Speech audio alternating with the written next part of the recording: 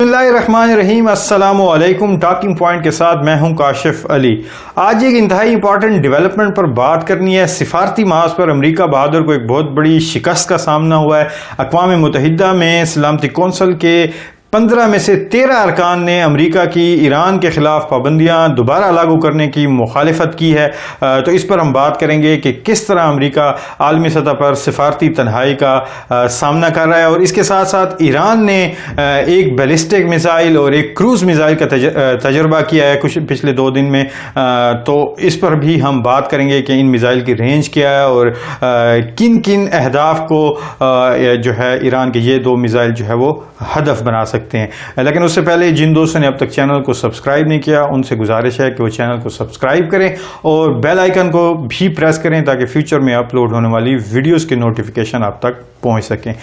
बढ़ते हैं जी आज की जो इम्पॉर्टेंट खबर है उसकी तरफ। अक़वाम मुत्तहिदा में अमेरिका को सफारती महाज पर एक बहुत बड़ी सुबकी का सामना करना पड़ा है। गुज़श्ता रोज़ अमेरिका के वज़ीर ख़ारजा माइक पोम्पेओ ने एक ख़त लिखा था जिसमें अक़वाम मुत्तहिदा के ममालिक को, रुकन ममालिक को ये कहा गया था कि ईरान पर दोबारा जो है अक़वाम मुत्तहिदा की पाबंदियाँ जो है वो इम्पोज की जाएँ। अमेरिका ने ये मौक़िफ़ अख्तियार किया था कि 2015 की जो न्यूक्लियर डील हुई थी, ईरान ने उसकी वायलेशन की है, उसकी खिलाफ वर्जी की है। तो इस वजह से ईरान पर जो है वो दोबारा जो पाबंदी हैं वो इम्पोज कर दी जाएँ। तो उस के जवाब में सलामती कौंसिल के 13 ममालिक ने, रुकन ममालिक ने इस अमेरिका की इस तजवीज़ की सख्त मुखालफत की है। खतूत लिखे गए हैं, जवाबी खतूत लिखे गए हैं और उसमें यह कहा गया है कि ऐसा करना बिल्कुल गैर कानूनी होगा। इन ममालिक में जिन्होंने अमेरिका की इस करारदाद की या इस तजवीज़ की मुखालफत की है उसमें बरतानिया, फ्रांस, जर्मनी, बेल्जियम, रूस, वियतनाम, नाइजर, जनूबी अफ्रीका, इंडोनेशिया और तंजानिया शामिल है। इन सब ममालिक ने खतूत लिखे हैं और अमेरिका की इस तजवीज़ की मुखालिफत की है। और दिलचस्प बात यह है कि अमेरिका ने इस ख़त में ये कहा है कि 2015 के मुआहदे के तहत जो न्यूक्लियर डील हुई थी P5+1 यानी 6 आलमी ताकतों और ईरान के दरमियान जो न्यूक्लियर डील हुई थी उसकी रोज़ से ईरान पर जो है वो पाबंदियाँ लागू की जाएँ। तो इन रुकन ममालिक ने, सलामती कौंसिल के रुकन ममालिक ने, ख़ुसूसन जो बरतानिया है, जर्मनी है और फ्रांस है, उन्होंने अमेरिका को यह याद दिलाया है कि आप इस न्यूक्लियर डील से निकल चुके हैं। जब आप निकल चुके हैं तो आप किस तरह से जो है वो उस दोबारा उस मुआहदे के तहत आप ये मुतालबा कर सकते हैं कि ईरान पर जो है वो पाबंदियाँ इम्पोज की जाएँ। और इन ममालिक ने यह भी कहा है, सलामती कौंसिल के इन ममालिक ने, कि ऐसा कोई भी इकदाम जो होगा, जर्मनी, फ्रांस और बरतानिया ने यह कहा है कि ऐसा कोई भी इकदाम जो है वो गैर कानूनी होगा। आपको याद होगा कि ये कुछ दिन पहले, एक हफ्ता पहले, तकरीबन 14 अगस्त को अक़वाम मुत्तहिदा की सलामती कौंसिल में अमेरिका ने एक ड्राफ्ट रेजोल्यूशन पेश किया था जिसमें ये कहा गया था कि ईरान पर जो है वो जो आर्म्स एम्बार्गो हैं, जो असलहा की जो पाबंदियां हैं वो दोबारा जो है इम्पोज की जाएं। तो उस वक्त भी अमेरिका को इंतहाई बड़ी सिफारती शिकस्त का सामना करना पड़ा था जब सिर्फ एक मुल्क, और वो भी एक छोटा सा मुल्क, डोमिनिकन रिपब्लिक ने अमेरिकी करारदाद की मुखालफत की थी।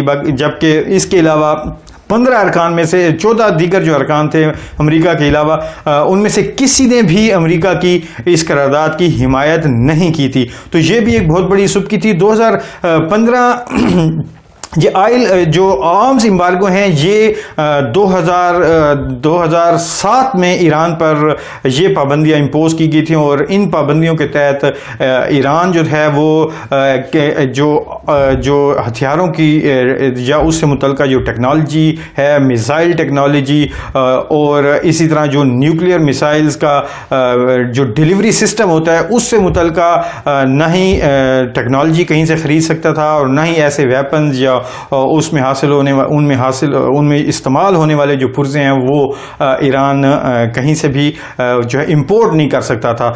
تو وہ پابندی 2015 کی نیوکلیئر ڈیل کے تحت 18 اکتوبر کو وہ پابندی جو آرمز امبارگو ہیں وہ بھی آٹومیٹکلی ختم ہونے جا رہے ہیں. تو امریکہ نے 14 اگست کو ایک قرارداد کے ذریعے سے, ایک ڈرافٹ ریزولوشن کے ذریعے سے یہ کوشش کی تھی کہ یہ تجویز کیا تھا کہ اس جو آرمز امبارگو ہیں, جو اسلحہ کی پابندیاں ہیں, ان کو بھی ایران پر جو ہے وہ امپوز کیا جائے. تو اس قرارداد کے لیے بھی امریکہ کو کم سے کم اس پر ووٹنگ کے لیے جو ہے وہ 9 ارکان کی حمایت حاصل تھی, جبکہ امریکہ کو صرف 1 رکن کی حمایت مل سکی. تو اس سے یہ ظاہر ہو رہا ہے کہ امریکہ جو ہے وہ سفارتی محاذ پر انتہائی تنہائی کا شکار ہے, اور وہ امریکہ جو کوشش کر رہا تھا کہ چین اور ایران کو تنہا کرے, اب وہ خود سفارتی تنہائی کی طرف بڑھ رہا ہے اور عالمی سطح پر وہ تنہا ہو چکا ہے. آپ کو یاد ہوگا کہ کرونا بحران کے دوران WHO کے ساتھ, ورلڈ ہیلتھ آرگنائزیشن کے ساتھ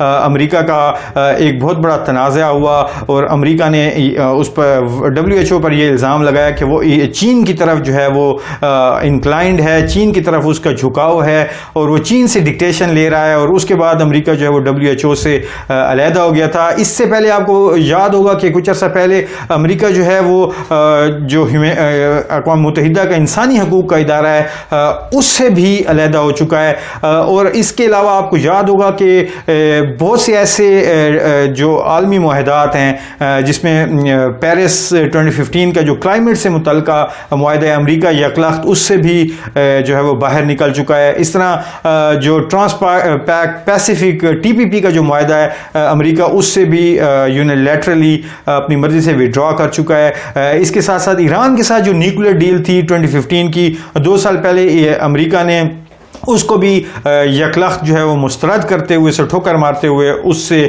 امریکہ جو ہے وہ علیحدہ ہو گیا تھا. تو اس سے یہ ظاہر ہو رہا ہے کہ امریکہ جو اپنے مخالفین کو سفارتی طور پر تنہا کرنے کی, معاشی طور پر تنہا کرنے کی کوشش کر رہا تھا, تو وہ تنہا ہونے کے بجائے امریکہ جو ہے وہ سفارتی اور معاشی اور جو سیاسی تنہائی کی طرف بڑھ رہا ہے. تو امریکہ کو اپنے اس رویے پر یقیناً نظر ثانی کرنا ہوگی کہ یہ رویہ جو ہے ایک سپر پاور ہونے کی حیثیت سے امریکہ کو زیب نہیں دیتا. اگر امریکہ نے اس دنیا میں امن قائم کرنا ہے اور اس دنیا کو خوشحال اور اچھا بنانا ہے, تو اس کے لیے امریکہ کو اپنے رویے پر نظر ثانی کرنا ہوگی. تو ایک تو یہ اس کی ایک خبر ہوگی. اس کے ساتھ ساتھ جی دوسری جو ایک بڑی امپارٹنٹ ڈیولپمنٹ ہوئی ہے, 2 دن پہلے ایران نے جو ہے وہ 2 میزائلوں کا جو ہے وہ تجربہ کیا ہے, کامیاب تجربہ کیا ہے. اور ان میزائلوں کی خاص بات یہ ہے کہ یہ جو ہے 3 جنوری کو جو ایران کے جنرل قاسم سلیمانی امریکی حملے میں جاں بحق ہوئے تھے, ایک میزائل جو ہے ان کے نام پر رکھا گیا, اور اس کے ساتھ ساتھ جو ابو مہدی مہندس جو عراق کے حشد شعبی کے سربراہ تھے, ان کے نام پر جو ہے وہ کروز میزائل, جو بیلسٹک میزائل کا ایران نے تجربہ کیا جو قاسم سلیمانی کے نام پر ہے, اس کی رینج تقریباً 1400 کلومیٹر ہے. اور اس کی خاص بات یہ ہے کہ اس خطے میں جو پرشین گلف ہے, اور اس میں جہاں جہاں پر امریکہ کے اہداف موجود ہیں, امریکہ کے بحری بیڑے موجود ہیں, چاہے وہ بحرین میں ہوں, چاہے وہ پرشین گلف میں ہوں, تو جہاں جہاں پر امریکی بحری بیڑے موجود ہیں, یہ میزائل جو ہے ان کو ہٹ کرنے کی صلاحیت رکھتا ہے.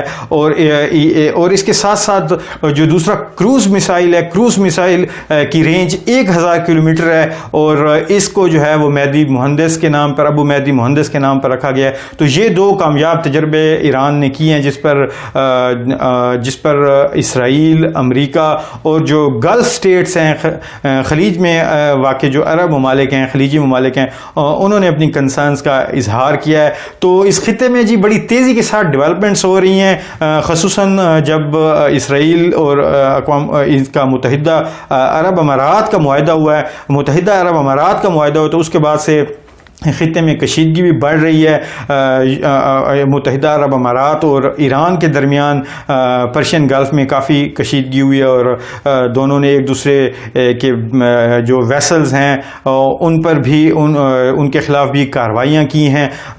تو اگلے آنے والے دنوں میں یہاں پر اسرائیل کی موجودگی کی وجہ سے ایران اور اسرائیل کے درمیان جو ٹینشنز ہیں اس میں اضافے کا جو ہے وہ خدشہ بہرحال اپنی جگہ پر موجود ہے، اور اس ٹینشن کے اضافے سے کوئی بھی ایسی جو ہے ان پلیزنٹ سچویشن بھی ایمرج ہو سکتی ہے. تو اس پر ہم رکھیں گے نظر اور کوئی بھی جو ڈیولپمنٹ ہوگی وہ آپ تک پہنچائیں گے. تب تک اگلی ویڈیو تک مجھے دیں اجازت. امید ہے آپ کو یہ ویڈیو پسند آئی ہوگی. آپ کے فیڈ بیک کا رہے گا انتظار. اگلی ویڈیو تک مجھے دیں اجازت. آپ کو بہت